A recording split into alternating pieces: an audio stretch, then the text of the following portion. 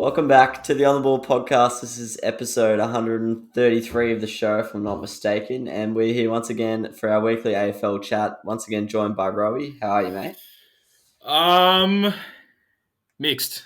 Very mixed after the weekend. Well, when I say mixed, very, very flat. But it was a good weekend of football nonetheless. So, yeah, I guess I'm all right now. How are you? Yeah, I'm pretty well, pretty well. We were just chatting off air. There's meant to be this super moon tonight, and I have been left a little bit disappointed. But Yeah.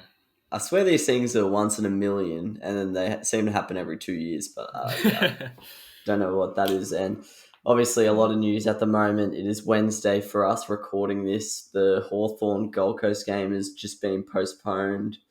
So they're having their bye this week. And that's basically all we know so far. I think at the moment there's still crowds, but you'd have to imagine that's not going to take place. Yeah. Yeah, we're pretty confident we'll be in lockdown for the weekend. So would doubt there'll be crowds. I'd imagine the rest of the games will go ahead, barring like a COVID case in the actual teams. But yeah, probably just no crowds and that sort of situation. Probably same as last year.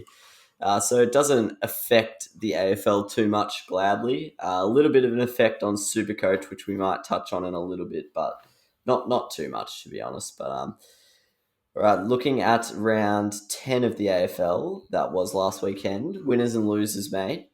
Who were the biggest winners in your opinion? First off, the Brisbane Lions.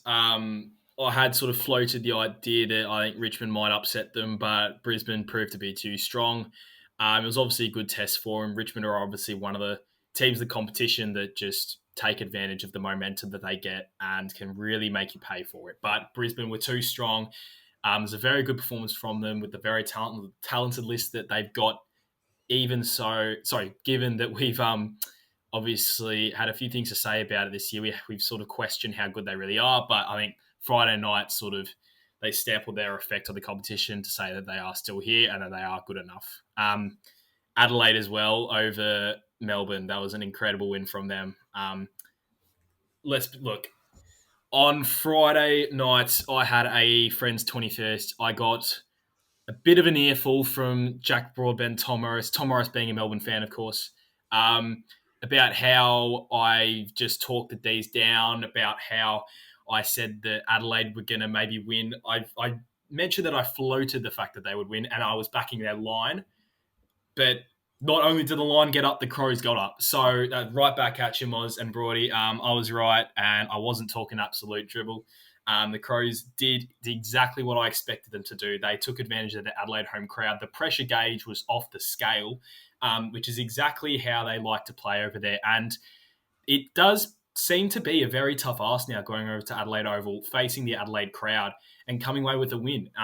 As we saw earlier in the year, Adelaide obviously got the upset win over Geelong, and last year they got their first win over Hawks at Adelaide Oval. So it is starting to prove a very tough location, and they are building their own little mini fortress, which is what I alluded to before the season began, whether Adelaide could use that to their advantage. So I like to think that my predictions are coming to light. So that was a very, very good win for them. The Dogs as well. I won't really touch on the Dogs. I'm more going to touch on the Saints. And another huge winner from the weekend was GWS. I think many punters jumped on the Eagles when they heard Toby Green was out, and so did I. But the Giants proved to be too strong, and they showed that they do have the talent on the list, and they are really making a push for the eight. There is one, maybe two spots up for grabs, but probably only one at the moment to round out that eight. And I think the Giants are really going to come home strong, even with Toby Green out. Really showed West Coast that they do have a travel problem. It hasn't gone away. I think they're unbeaten at Optus, but they almost haven't won a game outside of it. So really worrying times for them because obviously you can't win premierships at Optus. They obviously proved that they can win on the G in 2018. However, this isn't 2018. It's 3 years down the track, and maybe their travelling has gotten worse. It may appear so, but it's obviously only round 10 has just gone. So it's still nearly halfway through the year, so we don't have a full gauge on where they're at, but can definitely be assumed that they do have a travel issue, and we can see if they can rectify that later in the season. But who are your big winners from the weekend? Yeah, agree with you with Adelaide and GWS. I have to say, I've been pretty harsh on Leon Cameron in the past. Well, not necessarily the past month, but at the start of the season, especially. If you look at their injury list and then consider how well they've gone in the last 6 weeks, it's pretty incredible that they're notching wins up against these top quality teams. So, yeah, that race for the eighth Mm. position in particular, I'm pretty confident the top seven is what we think it will be. But I do think that eighth spot's up for grabs. I think Sydney, GWS, and Freo are the main contenders, and Freo and GWS both had big wins, and Freo's was over Sydney. So, yeah, GWS, I think they're probably the most informed team out of those three. So they're looking very good to sneak into that final spot. Freo got the win against Sydney. I'm not sure about their finals hopes, as I was just checking the run home, and I think theirs is probably the tougher of the three. But to beat Sydney, I guess you can. They say that kind of matchup's like an 8 point match because that means Sydney lose a game, and at the moment they're only on the outside of the top eight by percentage. So, yeah, they've kept themselves well and truly in the hunt with a pretty solid win against Sydney. And Sydney kicked very straight. They kicked something like 13 goals, 6 behinds, or something like that. So. Normally, when a team kicks very accurately, like we saw with the Adelaide game, it usually helps them get over the line. But Freo were good enough to, just create enough chances that it didn't matter how accurate Sydney were. So, yeah, solid win from Freo, good win by GWS. And also Essendon, I thought, even though North are pretty average, for this Essendon team to beat a team by 72, I think it shows how far they've actually come, even though they are beating the eventual Wooden Spooners. I don't think anyone would have thought Essendon would have been capable of a 72-point victory this season. So that's their second big victory of the year in terms of margin. So, yeah, even though it was North, I thought it was a pretty good effort. I'll touch on the losers first up. I'll leave maybe the Saints to you. I know we talk about them every Leave that week, to so you me. probably, Yeah. yeah, I think you're a bit probably sick of it at this point. But I've actually my two losers are actually the teams of the On the Ball podcast, St Kilda and Port. Port, some people might say I'm a bit harsh putting them in here, but we gave them a bit of a spray last week, being disappointing in the big games. And I was joking, well, not jokingly, but I was dismissing or Collingwood at all. I was pretty disrespectful to them. Thought Port would easily come out and pump them by 40 odd. And in the end, they just scraped over the line to beat Collingwood by a point. So, yeah, I thought that was pretty disappointing from Port because usually what they do is they lose the big games and then come out and pump a small team and everyone doesn't care. But they've actually backed it up with another poor performance. So I was talking to Pilch, obviously a friend of the show, and he was saying he was actually like not that bothered by it because he said they played so bad and they still managed to win. But I was saying to him, and he did agree, like if you're going to be a premiership team, even when you do play bad, you probably should beat someone like Collingwood by like 20 or 30. It shouldn't really be beating them by a point. So, yeah, I thought that was a little bit disappointing. I know they still did win, and the good teams have to win dirty sometimes, but probably cutting it a little bit closer than you would think. And yeah, I think in the last month or so, I think we've realised how important Dersma and in particular Zach Butters is to the team. Obviously, Zach Butters was starting to get a lot of credit in the last, well, like 18 months of his career. But I think now with his absence and the decline in Port's performance, I think it's pretty clear to see that there's definitely a correlation there and it shows how important he is. And I just think there's a few passengers in the Port team right now that I don't think, if we look at the Richmond team, I think all 22 put in a shift pretty much every week in terms of like, when they've been winning flags. And that doesn't really happen in the Port team. Like there's still 4 or 5 blokes who don't rock up every week. And in particular, I think the likes of Connor Rozee really needs to step up. I think he had like 7 touches on the weekend. I don't know if he's playing with injury right now, but he looks nothing like we thought he was going to be. And then there's the people who are, 3, 4, 5 years into their career, like Todd Marshall, Riley Bonner, and Ryan Burton, who they've all showed glimpses at different stages in their careers. But if this Port group is going to go on to win a flag, in the next couple of years or even this year, they're the caliber of player that need to step up. Because right now, Travis Boak, Ollie Wines, Robbie Gray, they're doing everything they need to do, and they're having to carry the Port team quite often. But it's those role players that need to step up, like we've seen in Richmond games in their big finals. Blokes like Pickett, Jack Graham, Liam Baker, they all step up when it matters. And now the Port kind of similar echelon players need to start doing the same if they're going to look to be a premiership contender. But yeah, that's my little rant about Port over. I actually don't know what's happened to Connor Rosie. Like I remember after the first year, he looked like he was going to be an absolute jet. I remember Pilch saying he reminded him of I think a few experts were saying that as well, that he reminded a lot of people of Nat Fyfe in his first year. Just had all the skill, kicked goals, was really small, but when he bulked up, they'd expected him to be like a gun inside mid. And yeah, Rosie has not really improved that much since his first year. If anything, he's probably gone backwards. But yeah, I don't know what's happening there. So if you want to talk about St Kilda, mate, or touch on Port, whatever you want to do. Yeah, I'll just quickly note West Coast, big loser. I just touched on them though. Yep. Obviously have that huge travel issue. Sydney as well. I know we talked about in the last episode chalking up all these little wins. And this is one of those wins that they could have gotten against a team that's arguably not too far behind them. But obviously fell short. Being a top 8 team, or a team that wants to make the top 8, Sydney probably should have come away with that. I think the dying minutes of the seconds of the game, rather, Ollie Florent had a chance to hit 2 targets in the inside 50. I think it was Will Hayward and maybe Heaney, kicked it straight over them, went for a miracle goal from 50 out and missed. So bit of a don't come Monday moment there from Ollie. But yeah, the big issue with St Kilda, God, it was terrible. About 6 or 7 of us Saints fans gathered at one household and watched us just get absolutely fisted by 111 points. So on the car ride home, I had a very good chat to good friend Lockie Jones, who we just basically tried to dissect the whole problem. It's ultimately come down to the play development, I think, of our players. It's not so much the list management as many people are harping on to it be about.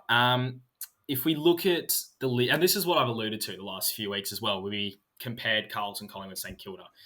If we look at the A-plus players on our list, or just running out on Saturday night, you've got Jack Steele and no one else. You can't have Brad Hill in there given the year he's had and last year. But yeah, there's literally no one else in consideration for an A-plus elite player. You look at all the other teams in the competition, let's at least go through the top 8. So Brisbane obviously have the likes of McCluggage who's coming through, Jared Lyons, Zorko, Harris Andrews. Richmond, we don't even need to talk about. The Dogs, we know who they are. Bont, McRae, just basically their entire midfield. The Ds obviously have Petrarca, they've got Gawn, they've got Oliver. Even the Swans, have JPK, Luke Parker, Buddy Franklin, obviously, Tommy Papley, Port, you just touched on theirs, and West Coast as well with their key position players and their elite midfield, and the other teams, obviously Geelong, most of their list is elite. With St Kilda, we've only really got Jack Steele, and obviously Marshall's in the wings, and I classify him as elite, but apart from that, there's really no one else, and that's the issue, because from the last sort of 6 or 7 or 8 years of drafting, you'd expect a few of them to come through and become elite, which is what's happened with about 15, 16, 7, just about every other club. They've had a few players come up and come through, and the more successful clubs have had more come through. We haven't had any, as I've touched on the last previous weeks. They've been good enough to be in the best 22. They've been good enough to say, yep, I'm going to progress in my future years when I get older. But that's been the mindset for the last few years for those players. So that every week we've got sort of mediocre B-plus players running out there. There's about 15, 16 of them. That it just creates a massive false sense of belief when we chalk up these wins, because they're good enough to get wins against the average poorer teams, but they're not good enough to carry the team in these sort of hard-fought matches, because they're not A-plus players. And the problem is, they are the players that I guess you can consider undroppable or very hard to drop, because they are good enough to be in that best 22, but they're not good enough, or not yet good enough, to be classified as our good players, which is what we are classifying them as. So these B plus players who we're considering as A grade players, they aren't that because they're not taking that next step. You know, you look at the likes of, like, if I roll through the back line, there's Callum Wilkie, Dougal Howard, Jimmy Webster, all that. They all are just really solid B plus grade players. And you could argue that they, or at least maybe two of them, should have progressed to become A grade players, but they just haven't. They've stagnated in their careers. You look at our midfield, Billings is the same case. You know, he's not consistent enough. He's showing glimpses that he has those 30 disposal, 4-goal games. But apart from that, it's usually 15, 20 touches, and he isn't becoming that A grade player. And then it's the same with arguably Gresham, but he's not playing at the moment. And then it's the same with, you know, Zach Jones, who's obviously injured as well. Then, you know, the forward line of Dan Butler, who's just a massive downhill skier at the moment. There's just Seb Ross as well, you know, 25 touches a game, can't kick to save his life. These guys just aren't becoming elite. You know, you look at Hunter Clark, Nick Caulfield can't get a kick in the VFL. These guys just aren't taking the next step, so that when we do have 15 plus B grade players running out on the field every week, and we consider them our good players, our foundation concrete players, and then we lose and we drop the C grade players who are running out with us, or the young kids, and then we lose again the following week. We wonder, well, what's happening? Why aren't we improving? It's because these players that are B plus grade players, B to B plus grade players, they're making as many mistakes as these other guys that are getting dropped because they're B to B plus grade players. And I don't think many Saints fans are seeing that, because we consider them to be our good players. We consider them to be the A plus grade players that every other club has, but they're not. They're not taking that next step to become those A plus grade players, which is the problem. The player development at St Kilda Football Club is not up to scratch at all. These draftees are not just going to the next level, and they're stagnating their careers. And if you look at the whole list, it's a problem for everyone apart from probably Jack Steele and Rowan Marshall, who have obviously come on leaps and bounds since they debuted. But yeah, obviously apart from them, no one has come through and gone from, you know, C to B to A. They've gone from, you know, sort of C to B plus, held their spot in the team. We've considered them a good player, but then they haven't progressed. They haven't gone on from that. They've held that quality, and then they keep their spot in the team. But then when we lose, we wonder why. It's because they're making as many mistakes as everyone else because they're B to B plus grade players, and they're not becoming A grade players who obviously don't make as many mistakes and all that. So, yeah, at the end of the day, these guys who we consider our top players, they're not good enough to be top players for a team that should be in premiership contention, and that's the problem. It's the player development at the St Kilda Football Club that is the problem at the moment. It's not Max King, who everyone's harping on about, who's in his second year of playing footy and nearly killed Geelong 2 weeks ago. In every aspect, apart from his goal kicking, which is unfortunate because he is a lovely kick, or he was in school, and he's got a lovely action and everything. But obviously, we've seen a few yips in it in his game, but at the end of the day, he still tore apart that Geelong team in every aspect other than the goal kicking. So he is someone I can confidently say will come on and be one of the best tall forwards in the competition. Apart from that, yeah, look, it's the player development at St Kilda, and the list. It's not so much the list management; it's the blokes we've got running out every week that we consider to be a lot better than they really are. And we're blinded by the fact that they are technically our better players, but they're not good enough to be our best players, if that makes sense. So I know I've probably just repeated myself about 50 times there, but that is the sole issue at St Kilda Football Club. I think that's why when we do sort of come under pressure during games, we don't have anyone to pick us up, because everyone's sort of looking to the next player because they're not the best player running out there. So I think that's the fundamental issue at St Kilda. It's something that really needs to be addressed by the playing group within, because that's the issue. It's the player development. It's not the list management. So that's why we're done. Had a lot of time to think about what words I wanted to use in this podcast and what words I probably shouldn't use. But yeah, that's my extensive wrap up of the Saints. Yeah, I actually think that's a theme in most sports. Like, I think whenever there's a team that's underperforming, everyone just looks at like recruitment, or in AFL's case, drafting. But yeah, I think player development's never really talked about, because it's a bit of a tough one, because it's hard to know whether it's the coach not coaching them well enough, or if it's the players just happy being a B+ player. But yeah, I think that actually applies to a lot of teams. I think Carlton's probably in a similar boat. Like they've had a lot of top picks and they've kind of just not really gone on and been good players, or they've brought in players and they've not done anything special. Where if you look, I know players in a good team look better, but if you look at someone like somewhere like Brisbane, they brought in Lions. He's an A grade player now. They've brought in even someone like Lincoln McCarthy, who was a VFL Geelong player basically, and now he's one of their X Factor players. So yeah, it's just definitely an important thing in a big team. We basically seen Richmond; they can turn anyone into a quality player. So yeah, I actually think that's a really good call from you and Locke. Um, but moving on to your predicted top eight and your players of the week, mate. Interested to see if your top eight has changed after that Sydney loss. But who you got? I've kept the top three the same. So I've got the Dogs, and then the D's, and then the Cats. Bit more short on that.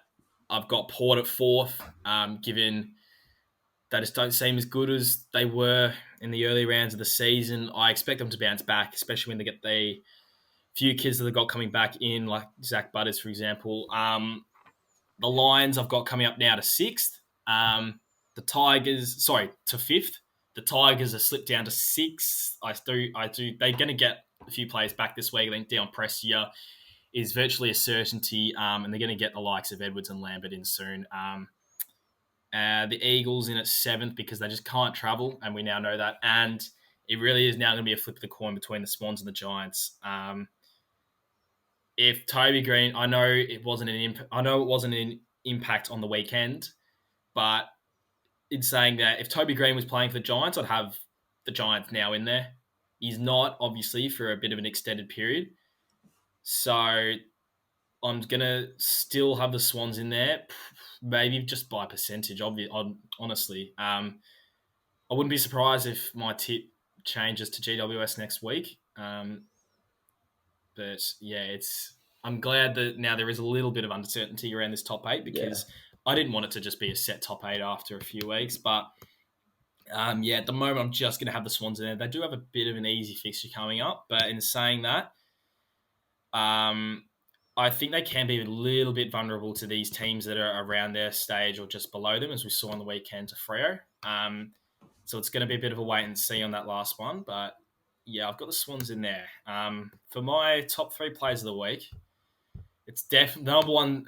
This is probably going to be the first and only time this happens. Number one is going to go to Clayton Oliver, obviously in the losing team. That's why it's probably the only time it's going to happen this year. But obviously amassed 38 touches, 27 of those were contested. He had 9 tackles, 14 clearances, and 3 goals. It was one of the most dominant performances I've seen by a midfielder ever. He was unbelievable. Obviously still couldn't get the win for them. He did everything and more. But unfortunately, the power of the Adelaide crowd was just too strong. Bontapelli is number 2 for me. Obviously, isn't that hard when you're playing R-Rabble, but 26 touches, 6 tackles to show that he's not just a ball and hand player. And then 4 goals, 3. He could have easily kicked more. But yeah, just tore us apart. Just showed how he's come on to be an A-grade plus player. And basically the whole Dogs team did. So just really exposed that flaw in us. And number 3 is his fellow teammate, Jack McRae, with 41 touches, 9 tackles and 9 clearances. Those two just ran rampant in the midfield. I know it's obviously pretty easy. It's competition they were up against, but at the same time, they're the reason the margin was what it was. They just killed us in every aspect in the midfield. We just couldn't get it off them, and they were just simply too good. It's as simple as that. There are obviously a lot of honourable mentions. Joel Selwood, I thought, was pretty good for the Cats. Tom Mitchell got 40-odd touches, but, standard Tom Mitchell touches. And, yeah, there was a lot of other solid performances around the grounds, but, I'll stick with those 3 as my top for the week. Yeah, I actually back your call about the Sydney GWS thing coming down to GWS injuries, because I feel like it's easy to play well even with a few injuries for like 3 or 4 weeks, but I feel like it's like 7-8 weeks down the road where the injuries start to take a toll. But Bond, loved having him in my Supercoach team this week. Brought him in, one of my best trades, but we'll talk Yeah. about that in a little bit.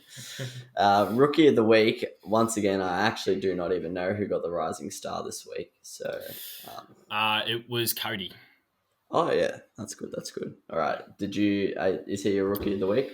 He's not my rookie of the week, actually. Who you got? Controversy. I've got someone by the name of Caleb Poulter. Obviously, in a losing team, had 22 touches, 17 of those were kicks. So, shows he's got a lot of trust in himself to use his boot, and Collingwood have a lot of trust to have the ball in his hands. Obviously, kicked that goal late in the game to bring the margin to 1 point. Showed a lot of nerve there in front of an MCG crowd in a really hard-fought game. And is playing on the wing for them. So, like I said, Collingwood show a lot of faith in this young man, and it is awesome to see because he's got an incredible mullet flowing, and it'd just be a bit pointless if he was on a player that just got dropped after 1 or 2 weeks. So he's looking to be a very good player for them, hopefully in the future as well. Nick Cox seems to just be second best rookie every week, unfortunately. Just missed out on getting it for me this week. And then Cody Waitman, I actually had it third. I think the second goal he got, I think, was a mass. I think he took a really good mark, but I think Dougal Howard's gone up and just sort of touched him, and Cody's taken a massive diving flop. So he got to have a set shot from 2 meters out. So it's the only reason why Cody isn't there for me, because we were down by about 80 points, I think, but at the same time, a bit of a flop. So I'm not going to have Cody in there. I've got those two ahead of him. Yeah, I reckon it might have been a bit of a carryover from last week. I feel like they do that a lot. If someone's stiff a couple of weeks, then they just hand it to them. Exactly. So I reckon fair call. Tell that to Nick Cox. Yeah, so he's probably got one coming soon. Yeah, hopefully. But redrafting time, we're starting to get back into the archives here. 2013, I still do remember these rookies. I wasn't in Melbourne at the time, but I remember when the Bont was a young man and stuff like that. He kicked that goal over his shoulder. Was that his debut? I can't remember. First year was against Melbourne at Etihad. Yeah, I remember that. Yeah. He was a strange looking bloke back then, actually. He's aged well. But yeah, interested to see how far we get back, because I might have to pull the pin soon when I start not knowing these names. But I might start us off. I like starting these ones off because then you can come in voice of reason later. I might have a few mature ages. I know Rory Lobb was. We mentioned that before. And Ben Brown was. I'm not sure if there was any others. I think I saw one that was a year before, but I can't remember who it was. I don't think there was any obvious ones, no. Yeah, all right. So my honourable mentions. I was saying to Rowey before we came on air, I think this could be the hardest one we've done because, compared to the last week's one, there's a lot more who've had established careers in the AFL. And I feel like at this stage in their career, it's hard to balance potential and what they've done already because, they're still only young, but some of them might only have a couple of years left and stuff like that. So it's a tough juggle, but... Honourable mentions: Dom Sheed, obviously premiership hero, but hasn't made my cut. Jack Billings has always had pretty high potential, but I think my top 10's achieved a lot more than him in the game so far. Zach Jones, I've loved that bloke pretty much since he started, but similar to Billings, just hasn't done enough yet. And then 3 guys who have been really good either this year or last year, but Aliir, Carl Amon, and Darcy Gardiner. Maybe if we did this in 3 or 4 years, they might work their way into the top 10. But right now, probably not good enough to be in the top 10. But number 10, I've gone with Luke McDonald. Have a very soft spot for this player. I think he's a bit underrated just because he plays for a rubbish team. But he's been injured this year. I think he's played 1 game for all of about 5 minutes. But it was the 2020 North Best and Fairest, which you may laugh at because, who do they have? But still a good effort to be a Best and Fairest from anywhere. But I think he's a really high quality player. They've sort of mixed around his role every now and then. He's had a bit of a go at tagging, he's had a go at the wing, halfback flank. I think he's actually a pretty solid player. He had a bit of a form slump. I think it was in 2019, late 2018, but either side of that form slump, I think he's been a pretty reliable player for North, and hopefully he comes back soon and starts adding some experience to that young team. Number 9, pretty controversial guy. A bit like Tom Mitchell, no one knows what his true impact on a game is, but Matt Crouch. A lot of talk about him, whether he'll leave Adelaide and stuff like that. His brother obviously did last year. Made the All-Australian team in 2017, which I'll be honest, I did not know he did that, but fair play to him. He's won a best and fairest at Adelaide, been in the top 5 quite a few times. Just the reason he's so low, those achievements sound pretty good, but the reason he's so low is just I'm not sure about his impact, and I'm not sure if he will progress any higher. I feel like he's basically showing us what he's going to give us for the rest of his career, pretty much. Number 8, don't know if you'll have this bloke, but Darcy Byrne-Jones was in the All-Australian team last year, won Port's best and fairest. So winning a best and fairest of a top 2 team, pretty impressive. He had a pretty slow start to his career, you'd have to say. There was a fair few years there where he was kind of just making up the numbers in the Port team, but from 2019, probably halfway through 2019, he's been one of Port's best players. Not that well known. I know quite a few people were saying who was that bloke on All-Australian night last year, but he's a pretty reliable player, so don't worry about that. I've got him at number 8. Number 7, I've gone with Tom Barrass. Think he is one of the most underrated players in the comp, I'd have to say. If he was at any other team, he'd be talked about as one of the best tall backmen going around, because West Coast have 48 gun tall players. He's kind of forgotten about, and he's a bit in McGovern's shadow. But he was in the top 4 for their best and fairest last year. So that shows how highly he's rated in a good team. I think he's a very vital cog to that team, because it allows McGovern to be a bit more of an interceptor as he just locks down the big tall. And I think he's a big reason why that defense has been so good for a long time. And obviously, we've talked about in the past, tall players are harder to find, even though this draft didn't actually offer up too many. But number 6, if you only started watching footy this year, you'd probably be very confused why he's at number 6. But I've gone with Christian Salem. I really like this guy, actually. I think he has always been a very silky player, but this year he's gone to another level. Last year he came 7th in the Melbourne Best and Fairest, but this year he's coming about 15th in the coaches' votes, which I think is a better judge of a player's ability than Brownlow votes, because, self-explanatory really, but Brownlow voting is a little bit flawed. But so obviously rated very highly by the coaches to be up there. Had a very good start to the year, as has a lot of his teammates. Not sure how good he can become. We'll just have to wait and see. But I just think the top 5 have all done a lot more so far in their career, and that's probably, like, right now, he's probably good enough to maybe be second in my opinion, but just based on what he's done in his career, I don't think he's achieved nearly as much as the top 5. Number 5, this is controversial, but I'm worried about how he's going to go into the latter years of his career. We're hearing all these reports that he's getting injections every week and stuff like this. He's already starting to show a little bit of a decline from his peak, and it's Patrick Cripps. I think a lot of people would instantly, before this year anyway, I think most people look at this draft class, go Bont 1, Cripps 2. I just don't know how long Cripps will play or how long he'll be good for, because I think this year we've already seen that he's not probably the Patrick Cripps we're used to seeing. Number 4, I think this guy is very good, just struggling to get on the park at the moment, and he doesn't actually have a timeline on him this year, so I don't know if he's going to play this year. But James Sicily, he came 6th in the Hawthorn Best and Fairest last year, and he only played half the games for the season before he did his knee. He flirted around up forward, wasn't quite his scene, a bit like Darcy Moore, struggled early, sent back, and he turned out to be one of the best intercepting defenders. He was just so dominant at the start of last year and 2019 as well.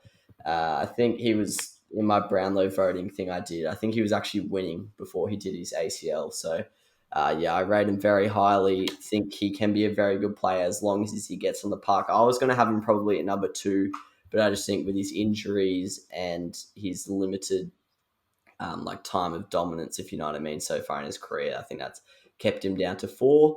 Number 3, I've got Josh Kelly, highly rated player. I don't know how highly I rate him personally, but 2017 All-Australian, has won a BNF at the Giants.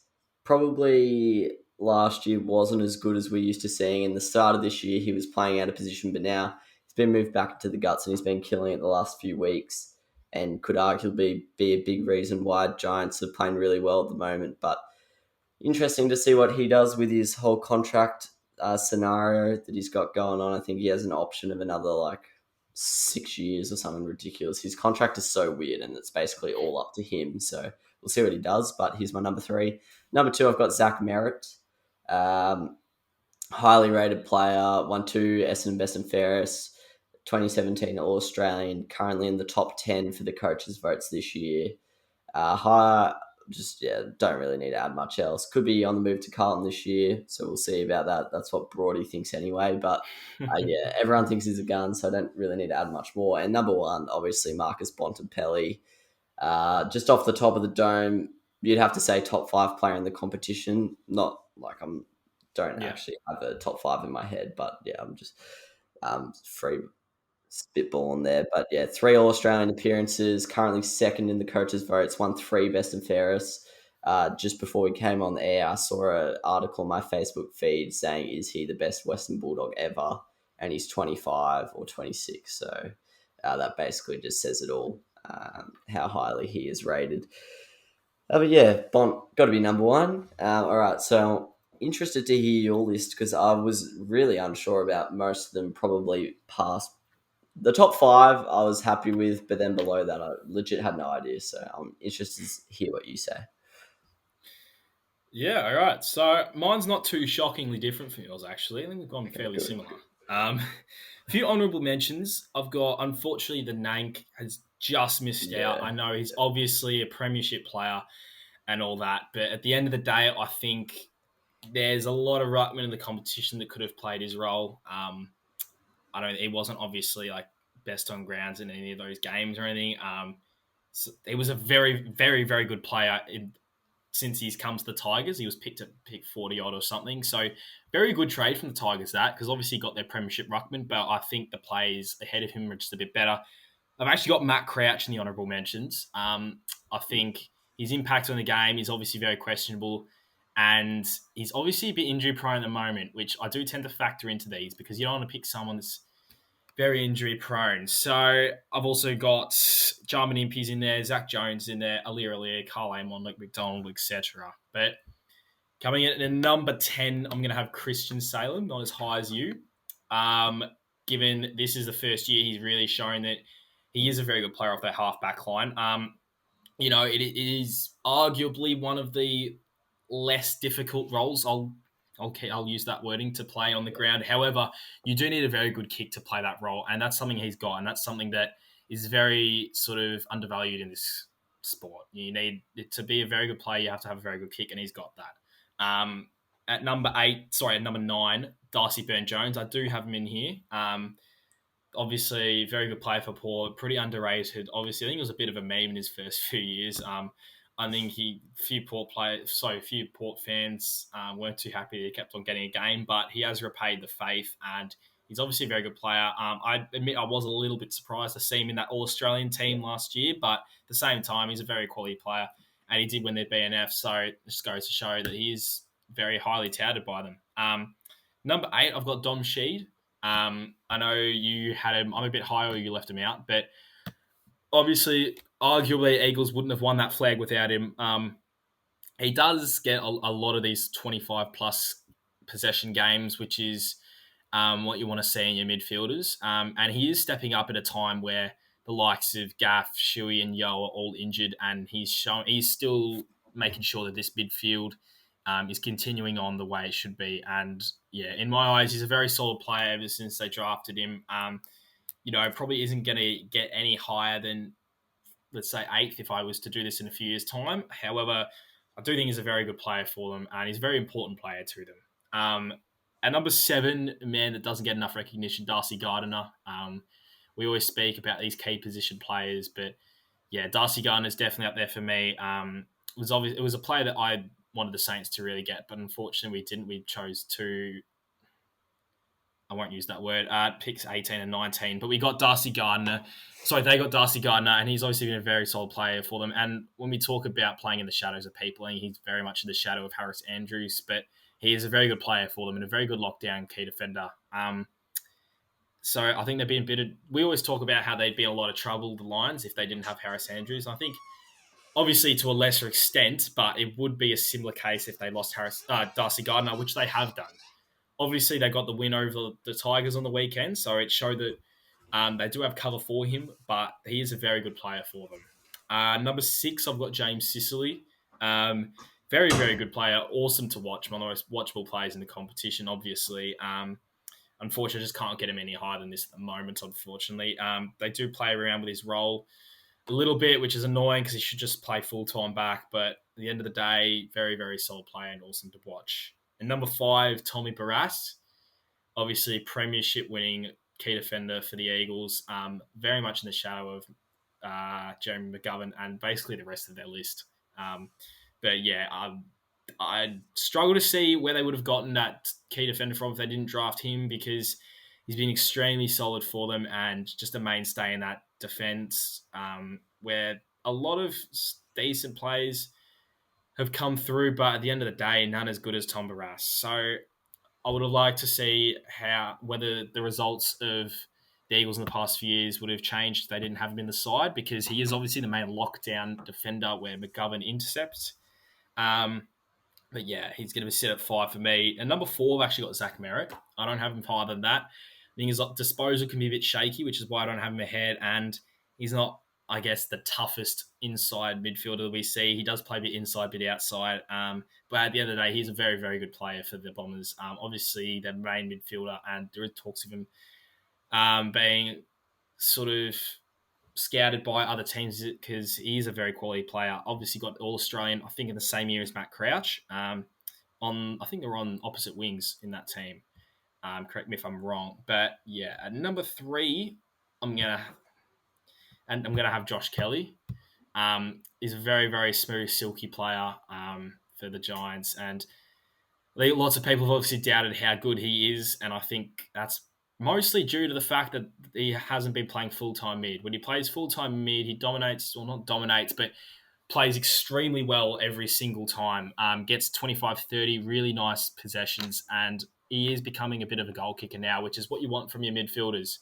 He's exactly the type of player I want at the Saints, so I hope we go after him this year, but I don't think we will. I don't think we have the salary cap, unfortunately, which is ironic given how little elite players we have on our list. But anyway, and number 2, I'm going to have Patrick Cripps, which, would have been just without question at the start of the year. At the moment, obviously, he has very troubled by injuries and isn't the player he used to be. Sam Walsh is basically overtaken him now. But I think, look, Cripps, he's showed how good he is. He showed he's literally one of the best players in the competition when fit. Those tall midfielders are extremely good, as we've seen, and it's become a real asset for clubs, these tall midfielders, ever since Bont and Cripps were introduced into the AFL, and Fife, obviously. So I think he really needs an off-season where he just focuses on the body, or he just needs a period of time where he just focuses on the body. You know, if Carlton aren't finals chances for the last 3 or 4 weeks of the year, just get him to sit it out, focus on the body, because they need him fit to really be a genuine chance at making a finals push, because he's that good when fit. But at the moment, he's obviously being thrown into every centre bounce every single week, getting tagged half of them, getting bashed around, and they really need to protect him. Hopefully, for his sake, Sam Walsh starts getting a bit of the attention, because he bloody needs to, and I think he did in the second half of the Carlton Hawks game. Yeah. But yeah, I'm going to have Cripps at 2 because we know how good he is, and he's still, he's 24, 25, still has time to obviously reach those heights again, given it's only taken half a year to a year for him to sort of dip. So there's no reason why he can't take that same amount of time, or even less, to get back up to those heights that he used to hit. But at number 1 is obviously going to be Marcus Bontapelli. God, I wish we drafted this man. Unfortunately, we didn't, and he's just he is one of the best players in the competition. There's no denying that. He's just that, like I said, a real asset, given he's a tall midfielder who kicks goals. He's a lovely piercing kick on him when he does hit his targets. And just his 25, 30 touches are a lot more valuable than most players' 25 to 30 touches in the competition. And he's going to come very, very close to Brownlow this year, if not win it. So he's definitely going to be my number one. I think that was the only position in this redraft I was comfortable with. So I'm probably going to leave it at that. I also forgot to mention Jack Billings was an honourable mention, but yeah, that's going to round out my redraft of 2013. Yeah, no, I think I should have factored in the premiership from Barrass and Sheed as well. That's a good point from you. I don't think anyone else. Oh yeah, Bont won a premiership, didn't he? Yeah. But yeah, I think that's about it. Unless like Zach Jones won one at Sydney or something. But yeah, Yeah, I it's going to lost it, be. I think, yeah. Oh yeah, what a dog. It's going to be interesting. It's actually going to be interesting to watch these podcasts back in like 5 years because like Yeah. there's people like Travis Boak who, if you thought about his draft class, I don't know, 4 years ago, like you probably wouldn't even been close to. Well, I don't know who else is in his draft, but you know what I mean. And now he'd probably be right up there with one of the best. Like it's interesting to Yeah. see who kicks on late in their career. All right, time for some Supercoach chat, mate. Yeah, look, I don't know. Like, I didn't score that great this week. Didn't have Oliver and had Anthony Scott and James Jordan on the field, as a lot of people did, but that was probably a big reason why I didn't score too well. I scored like 2-1-40, I think. So it got me a ranking rise, which says a lot about my ranking. But I said it last week. I said I just wanted 100, and I got it, so I can't complain. But yeah, in a bit of a pickle now. I've been running the numbers, and I've basically worked out that I'm going to have to accept a fair few blokes as keepers that I probably wouldn't want to keep in an ideal situation because once again, I'll play the pity card. I have copped a fair amount of injuries, so that's probably wasted 3 or 4 trades, and they could have been keepers, and you know what I mean. But yeah, everyone cops injuries and stuff like that, so I can't complain. But it has. I'll get you to talk about your week, and then after that, I want you to talk about, has this news of Hawthorn and Gold Coast bye changed your thinking for this week or upcoming weeks at all, or are you just keeping the same strategy? Right, yeah, I'll quickly touch on my team. God, I hate this flipping medical sub rule because it's robbed me of at least about 70 odd, 80 odd points. I obviously VC'd Oliver and I thought happy days. And then Tom Hyman was named the medical sub and Yeah, I I didn't know. have the balls to obviously loophole him. Obviously, he didn't come on. And then the same deal happened with Nathan Murphy. I just didn't have the balls. I was a lot more tempted because obviously this was my last chance to get Oliver's score, but I just couldn't. Obviously, none of them came on, even though Collingwood had about 3 injuries in the first quarter. But at the end of the so I got 2,391, which at the end of the day isn't a bad score, but could have been a lot higher. Yeah. Still jumped about 700 ranks, so back into rank 2,490. So the teams, it's getting there. I've only got 5 players left I want to upgrade. And I've got Matty Flynn, who I'm going to downgrade in a couple of weeks in a buy round where we have 3 trades. It won't be this week and it won't be next week. It'll be the week after when we come into round 13. And my big plan to really launch myself in higher into the ranks or in the leagues, I'm going to downgrade him because I've got 140k now in the bank. Downgrading him to grab hopefully another 280k, and I'll be upgrading 2 rookies on field, probably by the likes of James Jordan and Chad Warner to 2 primos. So that's going to be very handy and going to set my team up very nicely. I'll have 3 upgrades and 11 trades left. So I'm sort of hoping to get my team full primo with about 6 or 5, maybe 4 trades left for injuries. It's first, yeah, it's going to be a big fingers crossed every single week once I get full primo, hoping that no one gets injured. But yeah, at the end of the day, had to stick with Grundy as captain, so he got 138, so did his best, but obviously he missed out on Oliver's 204. But yeah, this news about Hawthorn and Gold Coast, it's actually helped my structure. I think that round 12 bye, I'm bringing in Lockie Whitfield this week, so don't tell anyone else, but I'm going early on him. Just given the fact I need a bit of value in that defence and I need someone who could be top 6 and he does suit the buys. So, yes, this rescheduling has helped because this forward line of Zeeble, Hall, and Impey round 12 was looking a little bit sceptical. The defense as well of Stewart, Cozzy, and Whitfield wasn't looking too great. So now I can take off Kajitsky, I can take off Impey. I obviously have to take off Tom Mitchell, but I've got cover for him. So in that round 12 buys, I can put them all back on for my North players, my Geelong players, and GWS players, and should be right for those 2 weeks. So yeah, if any, it's definitely helped my situation because it's sort of split up that into 2 weeks. Those guys that are going to miss out. So yeah, overall, I think it's actually definitely helped me. So hopefully in the future, the AFL just has 1 week where every team has a bye. It's just so we don't have to consider changing our teams because of the fixturing in Supercoach. But yeah, at the end of the day, for Supercoach, team's looking all right. I'm going to bring in probably Whitfield and James Madden to net me 147k so I can do some killer upgrades in a couple of weeks. But yeah, that's my team at the moment. Yeah, I think Pilcher's actually joining you on the Whitfield. He was going to trade him the week as he came back. Yeah, a bit of a rogue move. Yeah, I think his ranking was good at that point, so I think he went conservative. But now I think he's dropped a few ranks and he's starting to just send it. But yeah, interesting pickup. High risk, high reward. I rate it. At the moment I'm just stuck between 2 mindsets. I don't know whether to accept more dodgy keepers at the end of the year, talking like Hunter Clark and stuff.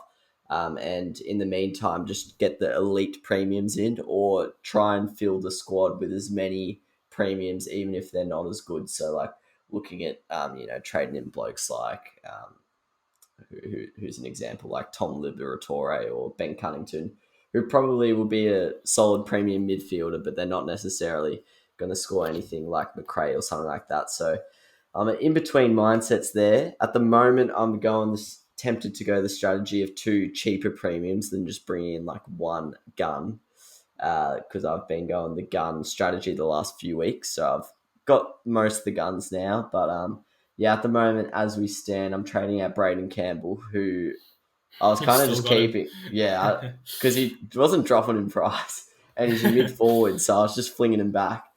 And then I don't know when, but he popped on the injury list and he's out for like 6 weeks. So that's kind of kicked me into gear. So I'm getting rid of him. I've got Brockman anyway as a mid forward swapper. So I'm getting rid of him. Didn't get rid of Tom Powell last week. Was holding out and he didn't do well. So probably going to get rid of him as well before he drops too much.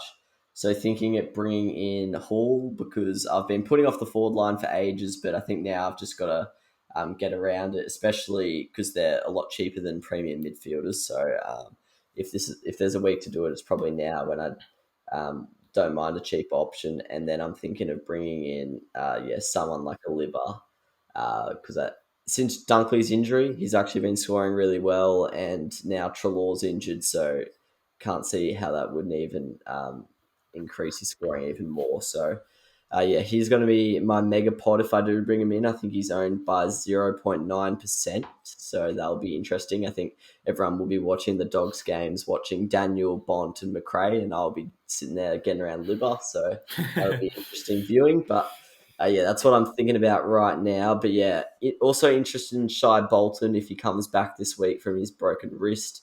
I think he's a test later on the week, so him and Hall are my forward options. And then, in the guts, obviously I'd like to go a gun like a Guthrie or a Lions, but probably going to have to go a discount option. But if I do change my mind, I would probably go like just Campbell to one of the guns and just do one trade, as I do have 440k in the bank. Not too keen on any of the rookies this week, to be honest. I have like a point scoring system for my rookies, and if they crack a certain number, I get them in. But this week none of them did. Madden and Waitman are probably pretty self-explanatory, but they're probably the 2 standouts. I do like Madden, even though he has a very interesting ball drop. He looked pretty good. That angle they showed, that goal he kicked, did not do any favours. I know exactly what you're talking about. Yeah. Don't know how he dropped that onto his foot correctly, but he got it done. So well done to him. But I got dogged by that medical sub thing as well. Thankfully, mine wasn't Oliver VC; it was Bont VC, and I captained Grundy, so I only lost like 18 points. But I had 3 players, all cop subs, and I don't know what are the chances of that. Highmore, Bergman, and Murphy. I was just like, yeah, there's no chance Murphy and Bergman both cop it, but hopefully all three of them, well, two of them lost and Port had a disappointing performance. So hopefully that means all three of them move into the sides. That'd be pretty ideal for bye rounds, having as many players playing as possible. But yeah, Mm. I'm actually keen for the bye rounds. I think it's a good chance for me to jump up because where I am in the rankings, I think there's a lot of people who are probably checked out now. So hopefully get up to, top 40K or something. Get out of the depths of Supercoach. But yeah, anything else you want to add on, or do you want to head into the round 11 preview? No, let's head into round 11, I say. Very interesting week coming up. All right, I'll let you go first because I've been talking a lot. Sure, bet of the week, mate. Who are you looking at here? Well, obviously I've been looking at this fixture for a week or two, and there's a lot, like, if you go on to do your footy tips, just about every game, it's like sort of 90% of tip this team and 90% of tip this team. But I look at it again, and I really don't see any sure bets, which is a bit ironic when basically every team is 90% chance to win. You look at the Tigers against Adelaide.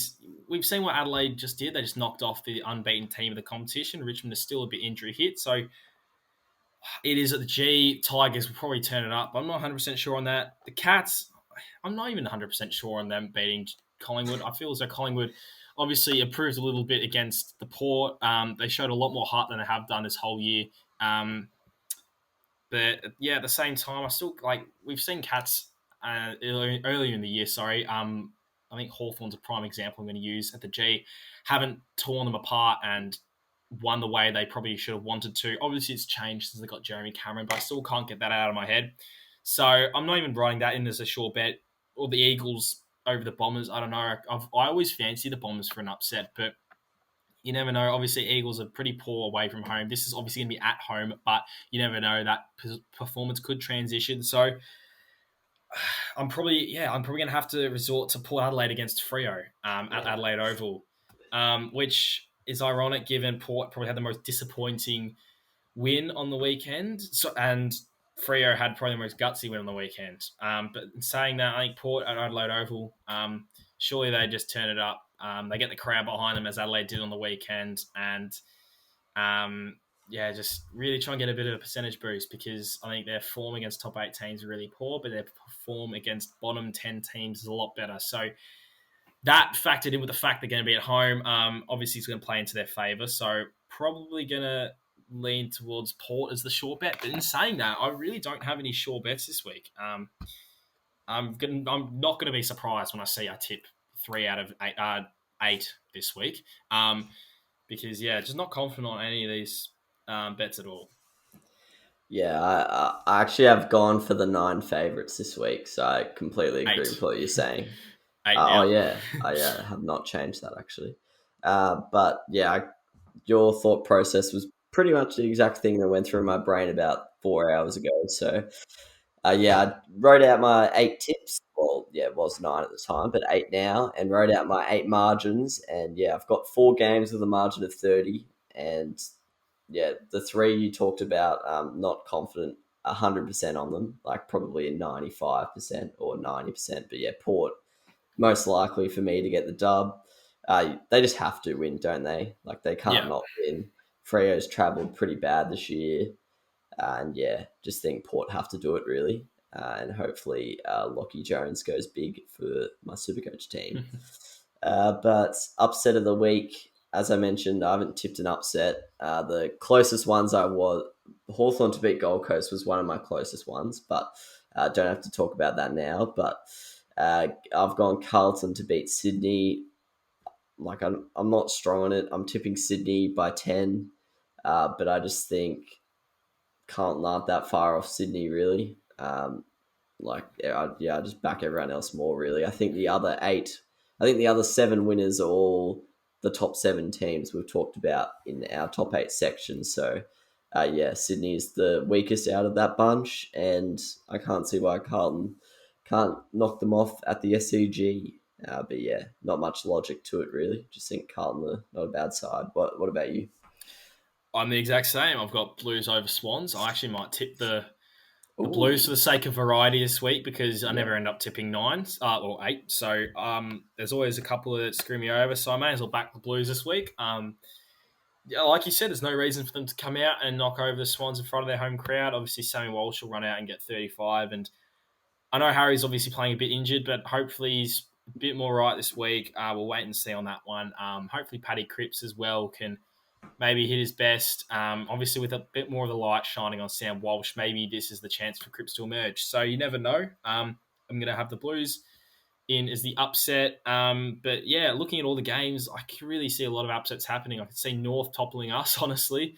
I could see Giants getting over Brisbane. I could see basically every other team that's not favourite winning. But as like you said, most like these are all basically top 8 teams beating the bottom 10. So yeah, um, yeah, for that matter, maybe not. But at the end of the day, you never end up tipping 9, do you? So no. there's definitely going to be a couple that go the other way. So I reckon Blues definitely well within a shout against the Swans. I think that's the fact that we've both chosen that as the upset is probably pretty representative of hopefully what's going to happen.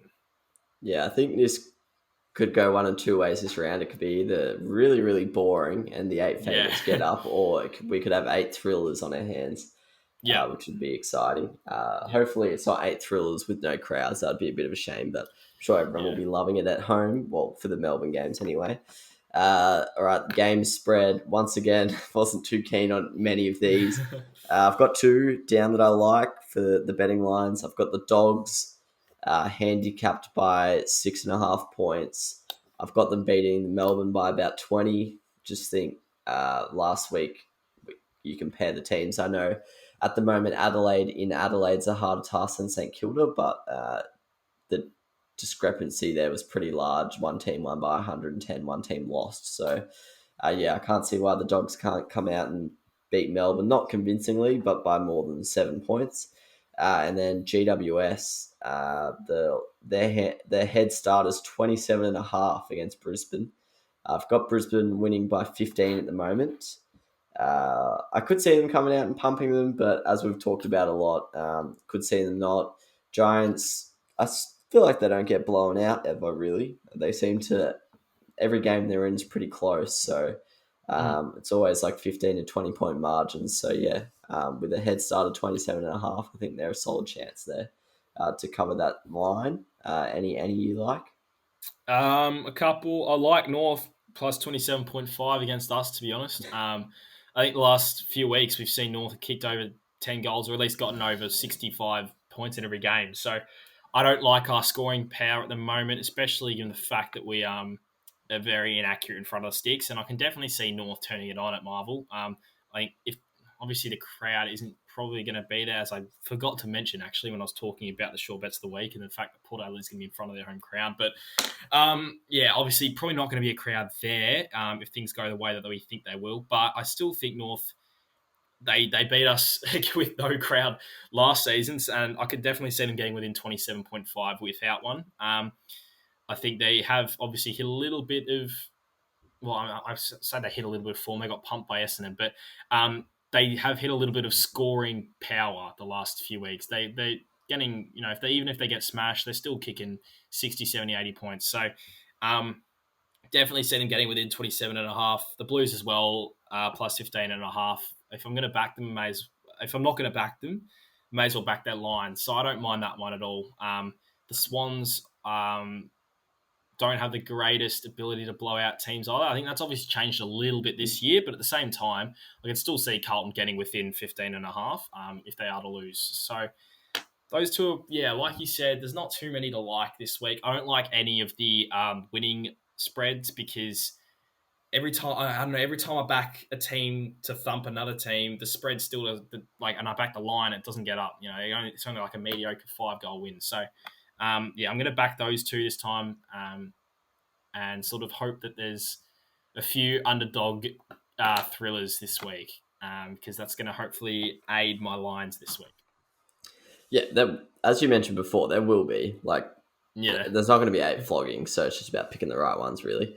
But yeah, I also did not mention this earlier, but I have to say, shithouse from Collingwood, their crowd on Sunday was pathetic.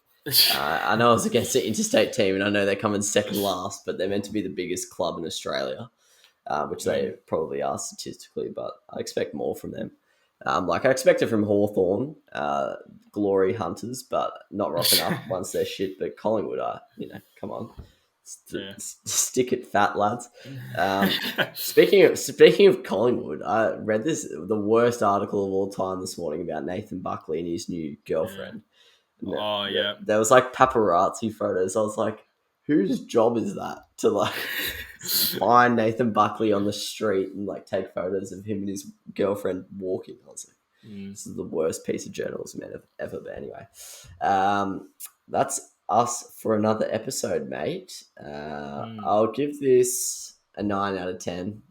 I don't know what makes the 10 out of 10. There was no. We'll know. We'll know when it happens. Yeah, it's a bit like love, when you know, we didn't forget any Caleb Daniels I won't put you in that. I didn't forget any Caleb Daniels this week in the draft, so that's a positive. But yeah, just got to wait for the 10. Really, can't label it on a wrong one. Can't go early. When we know, we'll know. But thanks for joining me again, mate. Keen to go check if this moon's gotten any redder because I don't think it has, but hopefully, it'll be interesting to see. Oh, and just a very quick message I've just received about Victoria's state of lockdown. I've just had a look at a fake article that I've just been trolled by as I've opened that, so never mind. But it's a bit of a funny send-off. But yeah, can't wait for the Dogs D's on Friday night. You'll know what I'm talking about when you get onto this messenger. But yeah, you'll know exactly what I mean. To anyone that's listening, ignore that. I've just been absolutely trolled by a message I just received. But to be honest, by the time this goes out, there'll probably be a lockdown actually happening. So yeah, to be honest, no one will be trolled listening. It'll just be us. Look, the caption said Dan Andrews announces Victoria to go to stage 5 at 11:59 p.m. on Friday. Has a URL. I've clicked the URL and it's not what I thought it was. So that's exactly what I was referring to. I might go. Yeah, so that's a massive. I've taken the bait there, but I might go on the private browser. This sounds dodgy. At the end of the day, on the group chat that this was sent on, there weren't any reactions yet. I was the first to read it, so I assumed it was legitimate, but apparently. It's a bit of an anticlimactic way to end the potty, but yeah. Oh, well, all right. Whether it's from your home or in the stands, enjoy the week of footy. Hopefully it's 8 good games, not 8 floggings. And yeah, to the Gold Coast and Hawthorn fans, enjoy your week off the sport. Not sure what you'll get up to. Well, Gold Coast, we've made the joke many times, but not many of you out there. Shout out for going for AFL on the Gold Coast. But yeah, anyway, thanks for joining me, Rowey. Same time, same place next week, I'm sure. Maybe with Pilchon, we'll see. But catch you soon. Cheers. Catch you soon.